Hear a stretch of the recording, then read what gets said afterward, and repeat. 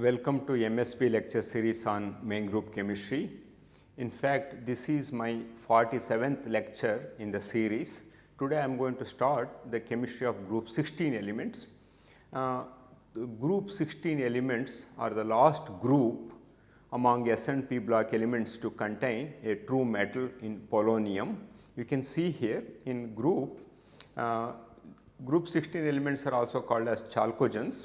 We have oxygen, sulfur, selenium, tellurium and polonium.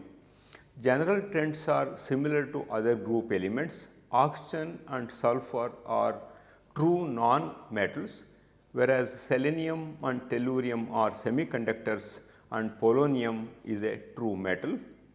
Rings, chains and catenation is an important aspect of sulfur chemistry, also to an extent in case of selenium and tellurium, but not oxygen. The group oxidation state is +6. For oxygen it is only -2 and +2 only when it reacts with fluorine. Higher oxidation states are increasingly oxidizing on going from selenium to tellurium to polonium because of inert pair effect. Lower oxidation states are stabilized going down the group. As I said, it is essentially because of the inert pair effect. Let us look into the discoverers of these chalcogens. Of course, oxygen was identified and discovered by both Scheele and Joseph Priestley in 1773-74, and sulfur was discovered in 1777 by Lavoisier, and selenium was discovered in 1817 by two scientists called Gahn and Barisius, and tellurium was discovered in 1782 by Joseph Muller, whereas polonium was discovered in 1898 by Marie Curie, and she isolated polonium from pitchblende while working with radium and other radioactive elements.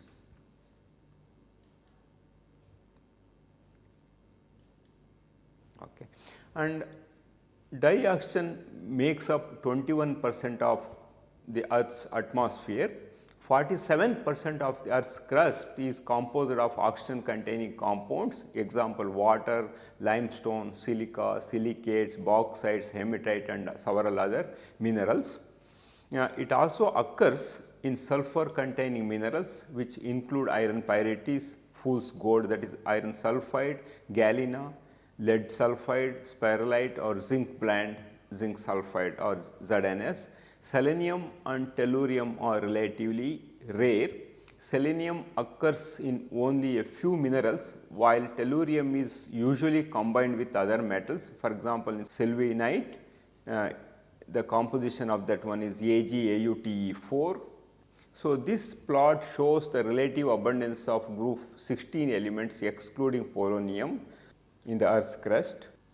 So, let us look into the extraction of group 16 elements. Traditionally, sulfur has been produced using the Frask process. I will tell you in a couple of minutes what is Frask process. Commercial sources of selenium and tellurium are flue ducts deposited during the refining of copper sulfide ores, and it collects from anode residues from the electrolytic refining of copper. So, what is Frask process? So, superheated water is passed down a borehole which melts the sulfur and allows it to be pumped to the surface by compressed air. Canada and the US are the largest producers of sulfur in the world because they have large number of sulfur springs. Recovery of sulfur from crude oil while refining and during natural gas production is now of greatest importance. In natural gas, the source of sulfur is H2S, which occurs in concentrations of up to 30%. Sulfur is recovered by the reaction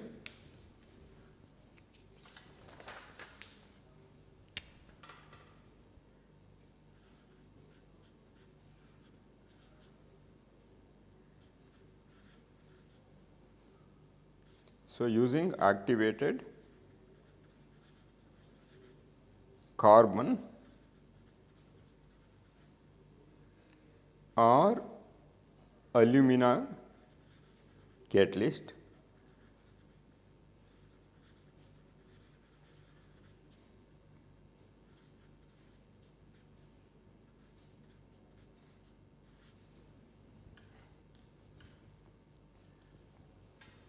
So, let us look into the physical properties and bonding considerations in case of chalcogens.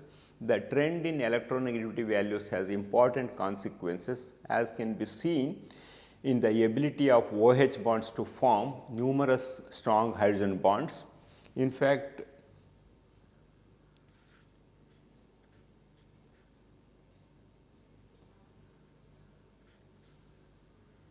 and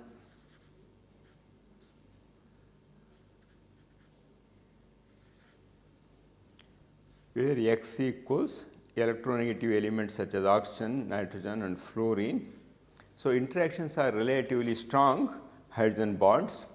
Those involving sulfur are weak and typically involve a strong hydrogen bond donor with sulfur acting as a weak acceptor. For example,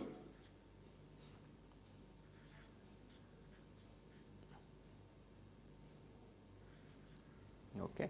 In case of SH hydrogen bonds, that is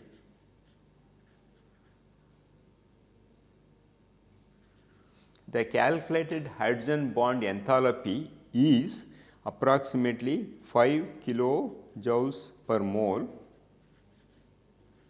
okay, which is, so that means this kind of hydrogen bonding is responsible to hold two H2S together,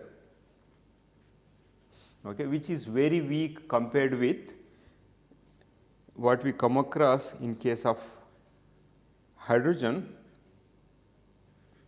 and oxygen OH bonds. So, here it is approximately 20 joules per mole, kilojoules per mole. So, this we come across in case of water molecules. Okay. So, this shows why water is a liquid with boiling point 100 degree centigrade, whereas H2S is a gas. Okay. So, high oxidate oxides often have no sulfide analogues. There are no stable sulfur analogues of CO and NO. For example, we know CO and NO. Similarly, we do not have the compounds like CS in free state and NS.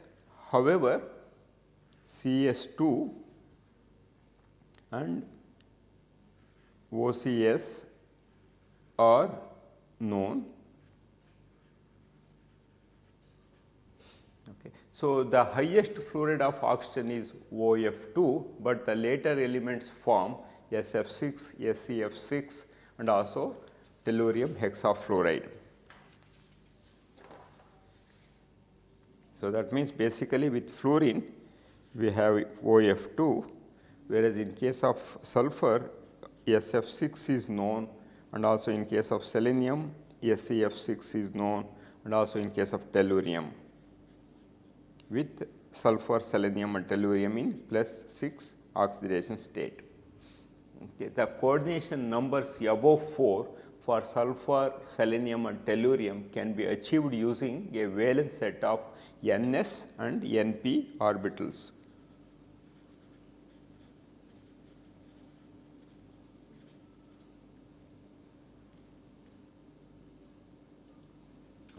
So, dioxygen is obtained industrially by the liquefaction and fractional distillation of air and is stored and transported as a liquid.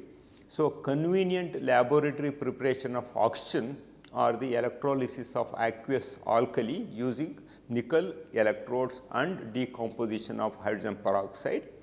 A mixture of potassium chlorate and MnO2 used to be sold as oxygen mixture, and the thermal decomposition of many other oxo salts such as KNO3, KMnO4 and K2S2O8 produce oxygen.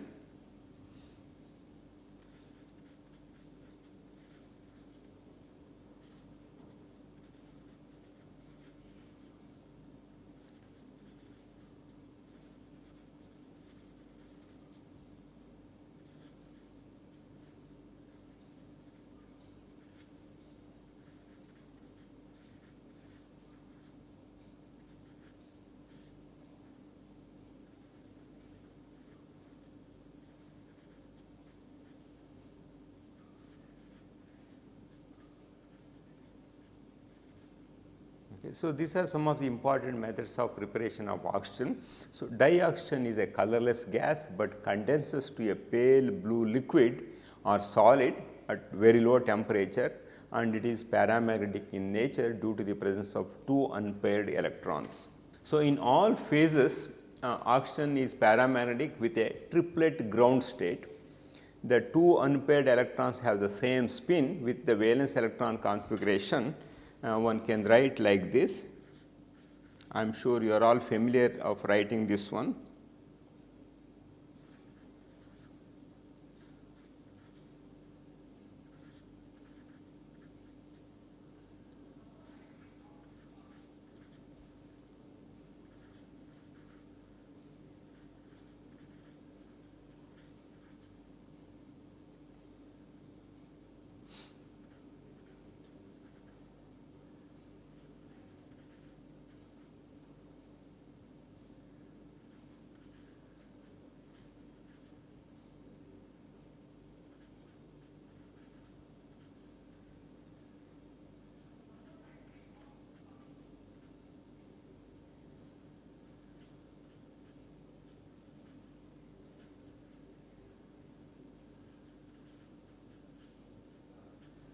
So this indicates the paramagnetic nature of dioxygen. So in this state, O2 is a very powerful oxidizing agent.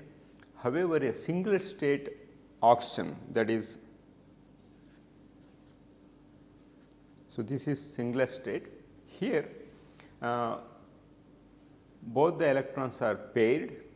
So we have a situation like this. It comes up to here, it is essentially same if I write. So only in this case what basically happens is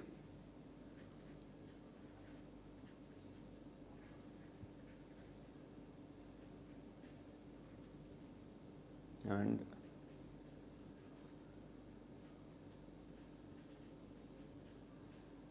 okay, so here both are paired. This is called singlet oxygen.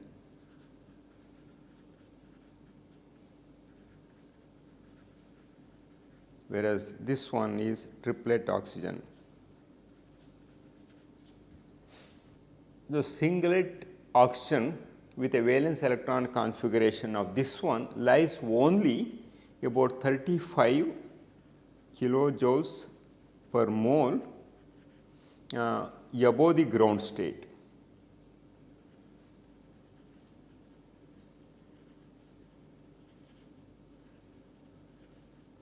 Okay, so this indicates this excited state can be generated photochemically by irradiation of O2 in the presence of an organic dye as sensitizer, or non-photochemically by reaction involving H2O2 plus NaOCl. It generates singlet oxygen plus NaCl plus H2O. Okay, so this is one of the method of preparation of singlet oxygen. So another important compound of oxygen is ozone. Ozone is usually prepared in up to 10% concentration by the action of a silent electrical discharge between two concentric metallized tubes in an apparatus called ozonizer.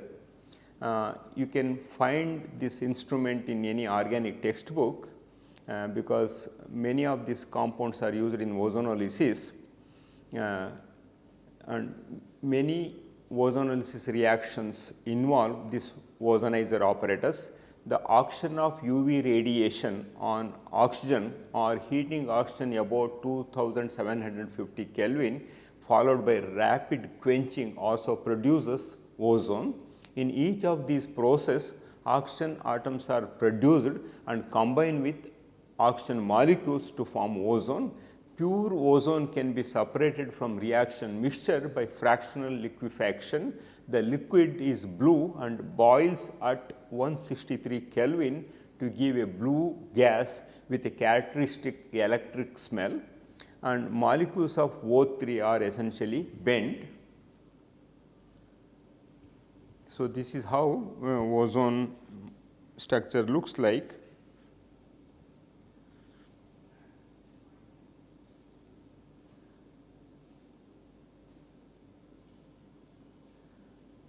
Okay. So, of course, one can also write another resonance structure also for this one.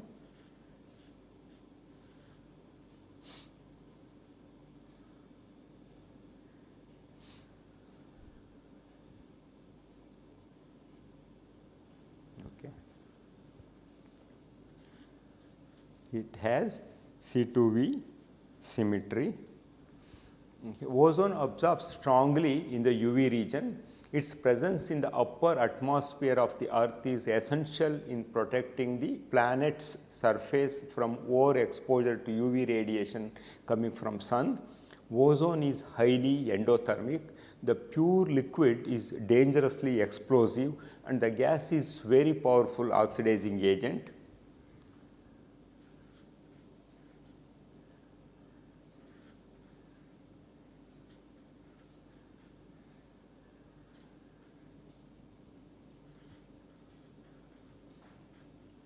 So, here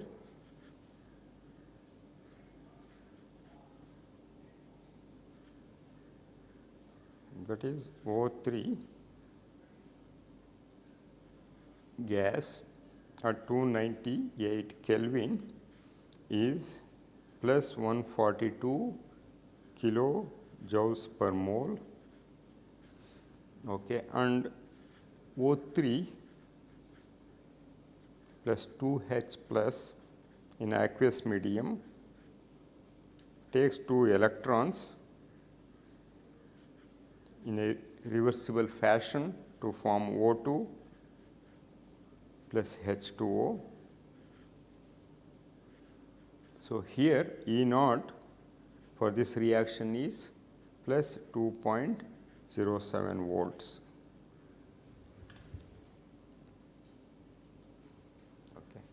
So, ozone forms ozonides with group 1 and 2 elements. They are prepared by passing gaseous ozone over the powdered hydroxide such as MOH, or if it is alkali metal, MOH twice if it is alkaline earth metal at a temperature below minus 10 degree centigrade. The ozonides are red brown solids that decompose on warming. For example, MO3 is ozonide, it gives MO2 plus half O2. Okay. So, ozonide ion is angular like ozone, but with a slightly larger bond angle.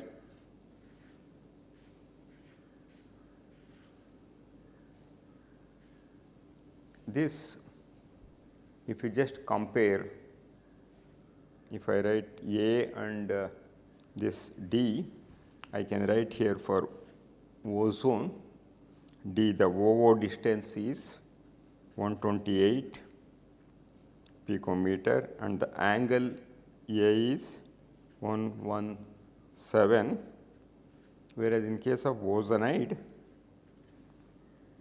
this is slightly longer, 129 picometer, and the angle is 120. This shows the difference, very minute difference in the bond parameters of ozone and ozonide. So, potassium ozonide is an unstable red salt which contains the paramagnetic ozonide ion.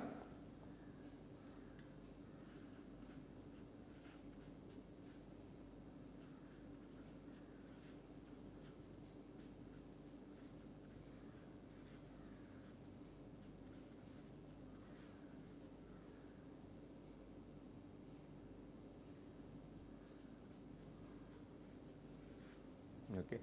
And phosphide ozonides having this composition RO3, PO3 have been known since 1960s and are made in situ as precursors to singlet oxygen. The ozonides are stable only at very low temperatures. It is only with the use of modern low temperature crystallographic facilities the structural data is available for some of these gaseous species. Okay, you can see here how this RO3 PO3 is made. I will show you.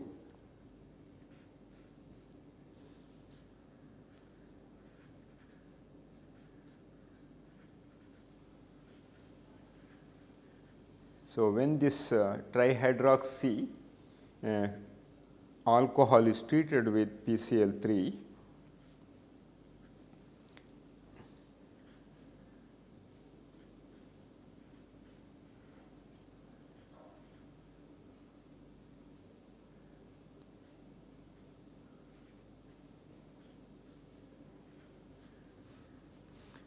so on treatment of this phosphite with ozone in dichloromethane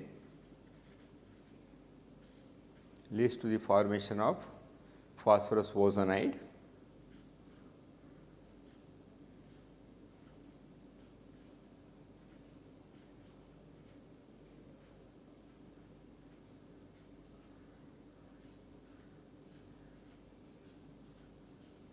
Okay. So, in the PO3 ring, PO distance is 167 picometer and OO bond distance is 146 picometer. Okay. And of course, ring is close to the planar structure with a dihedral angle of about 7 degrees. This 4-membered PO3 is a more or less a planar molecule, and or it has a planar geometry with a dihedral angle of 7 degree. So, O2 on exposure to electric discharge, it forms O3. So, extremely reactive and it is a non-linear allotrope. Okay. O3 is a very important component in the stratosphere, where it is produced by the reaction of oxygen atoms formed by dissociation of O2 molecules with oxygen molecule. That involves the following sequence of reactions. So, O2 gives essentially radicals. So, this radical combines with oxygen to form O3, and of course, O3 on exposure to UV light, okay, it forms O2 plus O. So, this continues and there is a steady formation of ozone in the stratosphere. So, ozone itself is photolyzed by UV radiation at wavelengths which O2 cannot absorb, thus giving protection from the harmful effects of short wavelength ultraviolet radiations that is emitted from sun. So, let us look into the sulfur. Sulfur occurs naturally in several forms as the element in sulphate minerals such as gypsum. Gypsum is CaSO4 and in sulphide minerals such as pyrite, FeS2, CuS, galena, PbS. Elemental sulfur occurs in underground deposits and is extracted by Frask process. I did mention about Frask process a few minutes back. It also obtained in relatively large amounts from the crude oil processing. Sulfur exists in numerous allotropes exhibiting different chain and ring structures. Allotropes of known structures include S6, S7, S8, S9, S10, S11, S12, S18 and S20. So, these are all some of the important cyclic systems having different sulfur atoms in the ring. Forms more allotropes and polymorphs than any other element next to carbon among p block elements or in the entire periodic table for that matter. And S8 and S6 are important cyclic compounds.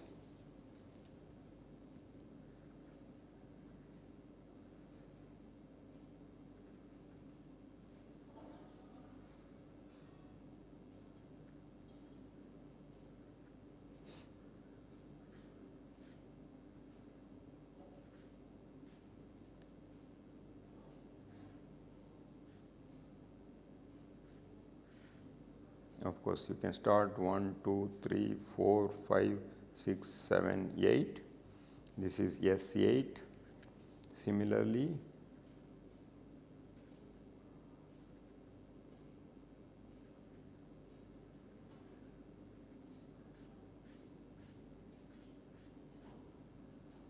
this is S6. The most common form is rhombic sulfur S8, the alpha form and standard state of the element, and it occurs naturally as large yellow crystals in volcanic areas. At 367.2 Kelvin, the alpha form transfers reversibly into monoclinic sulfur or beta form. That is, alpha sulfur changes to beta sulfur, okay, at 367.2 Kelvin, okay, reversibly. Both alpha and beta forms contain S8 rings. There is also a monoclinic polymorph of S8 rings which has a different packing arrangement in the crystal structure. So, molten sulfur contains numerous ring and chain forms of sulfur of different sizes depending on the conditions. At the melting point, sulfur melting point is 115 degrees centigrade. Sulfur is a yellow, low viscosity liquid comprising mainly S8 rings with traces of other rings ranging in size from S6 to S30. Further heating initially decreases the viscosity of the molten sulfur, but then it increases above 150 degrees centigrade, reaching a maximum at 170 degrees centigrade due to the formation of high molecular mass rings and chains. At the boiling point of sulfur is 444 degrees centigrade. At boiling point, sulfur vapors consists mainly of S7,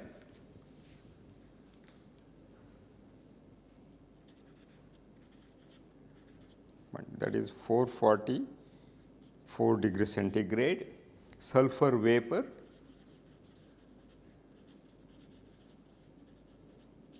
consists of S7 about 40%, S6 30% and S8 20% and smaller amounts of S4, S5 and S2. Okay. So, rhombohedral sulfur, this gamma form comprises S6 rings and is obtained by ring closure reaction. For example, S2 Cl2 on treatment with H2S4 in ether, very dry diethyl ether, form S6 plus 2HCl. Okay. So, sulfur is a very reactive element. So, it can combine with F2 to form SF6, Cl2 to form S2Cl2, Br2 to form S2 Br2. Okay. So, these are some of the important halides of sulfur. Okay. Let me stop here and continue in my next lecture more information about group 16 elements. Until then, have a pleasant reading of main group chemistry. Thank you very much.